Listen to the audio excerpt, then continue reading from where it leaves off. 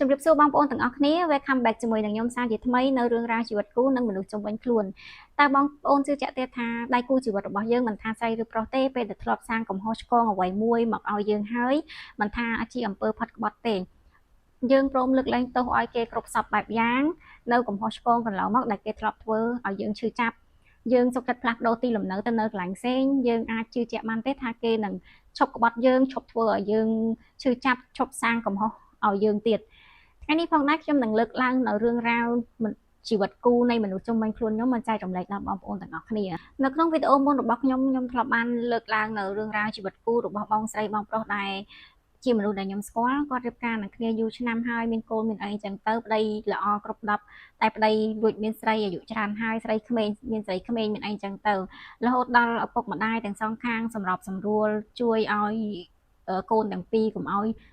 បែកបាក់គ្នាអាណិតកូនឲ្យកូនទៅនៅស្រុកជាមួយនឹងឪពុកម្ដាយប្រកបអាជីវកម្មសាមញ្ញនៅផ្ទះទៅតែយូរទៅអាជីវកម្មក៏ដើររលូនដែរតែទំនាក់ទំនងស្នេហាប្តីក៏នៅតែលួចតាក់ទងជាមួយនឹងស្រីនឹងដដែលយូរទៅធម្មតាកណ្ដាស់គឺมันអាចខ្ចប់ភ្លើងបានទេធ្វើអីក៏ដោយប្តីប្រពន្ធនៅជាមួយគ្នារាល់ថ្ងៃ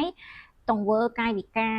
អាកប្បកិរិយាគឺប្រកាសជាមិនអាចលាក់បាំងបានទេបងប្អូនគិតមើលជីវិតប្តីប្រពន្ធគ្រួសារចាប់ដៃគ្នាយូរឆ្នាំមកហើយមានផ្ទះមានឡាន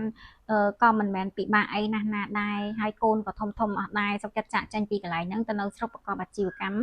ធម្មតានៅជាមួយនឹងឪពុកម្ដាយខាងប្រុសហ្នឹងពេលដែលនៅប្រកបអាជីវកម្មទៅលក់ដាច់អីធម្មតាទេតែអត់ដឹងមិនគឺអារម្មណ៍គឺនៅតែនឹកស្រីក្មេងរហូតដល់ថ្ងៃមួយ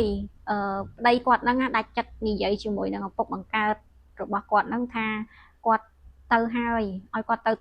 គាត់លែងចង់នៅជាមួយនឹងប្រពន្ធគាត់ទៀតហើយឪពុកម្ដាយគឺនៅតែសម្របសម្រួលអត់ចង់ឲ្យកូនបែកបាក់គ្នាតែប្តីរបស់គាត់ហ្នឹងនៅតែទៅទូតបាត់ទៅ3-4ថ្ងៃទៅពួននៅតាណាក៏អត់ដឹងមកវិញអញ្ចឹងទៅអាជីវកម្មនៅតែដំណើរព្រោះមានកូនឈ្នួលមានអីព្រោះគាត់ជាមេអញ្ចឹងមានតកែកូនឈ្នួល3-4នាក់ឪពុកម្ដាយប្តីគាត់ហ្នឹងគឺនៅតែលួងលោមអត់ចង់ឲ្យកូនបែកបាក់គ្នាប្តីគាត់ហ្នឹងគឺតែងតែអារម្មណ៍នៅអត់នៅនឹងខ្លួនទេវាជារឿងធម្មតាទេបងប្អូនពេលដែលយើងខាត់មនុស្សដែលគេអស់ចិត្តពីយើងទោះបីជាខ្លួនប្រាណគេនៅជាមួយយើងតែចិត្តបេះដូងរបស់គេគឺអត់នៅជាមួយយើងទេគឺនៅជាមួយនឹងស្រីក្មេងនោះទៅហើយប្តីគាត់ហ្នឹងគឺតែងតែបាត់ពីផ្ទះទៅ3-4ថ្ងៃអីអញ្ចឹងទៅហើយមកវិញតែអាជីវកម្មប្រពន្ធក៏ជួយមើលអីអញ្ចឹងទៅហើយប្តីហ្នឹងតែងតែនិយាយទៅកាន់ឪថាឲ្យគាត់ទៅគាត់អត់ចង់នៅជាមួយប្រពន្ធគាត់ទៀតទេគាត់អត់ស្រឡាញ់ឈប់ស្រឡាញ់ប្រពន្ធគាត់ហើយ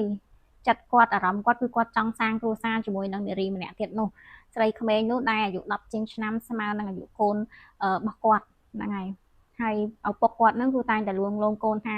ឲ្យគិតពីអនាគតកូនអញ្ចឹងអត់ចង់ឲ្យបែកបាក់គ្នាអញ្ចឹងហើយប្តីគាត់ហ្នឹងថាឲ្យគាត់ទៅគាត់ទ្រព្យសម្បត្តិតែគាត់រកពីមុនមកហ្នឹងគឺគាត់អត់យកទេគាត់សុំតែម៉ូតូអាសង់កាចាស់013មួយទេដើម្បីទៅបង្កើតគ្រួសារជាមួយនឹងនារីផ្សេងមួយទៀតហ្នឹងដែលគាត់ស្រឡាញ់ហ្នឹងគាត់ចង់រស់នៅជាមួយនឹងមនុស្សដែលគាត់ស្រឡាញ់ស្រីក្រោយហ្នឹងហ្នឹងហើយបងប្អូនតែជាមួយបងប្អូនវិញយកឃើញយ៉ាងណាដែរនៅរឿងរ៉ាវដែលខ្ញុំរៀបរាប់ចែករំលែកដល់បងប្អូននេះ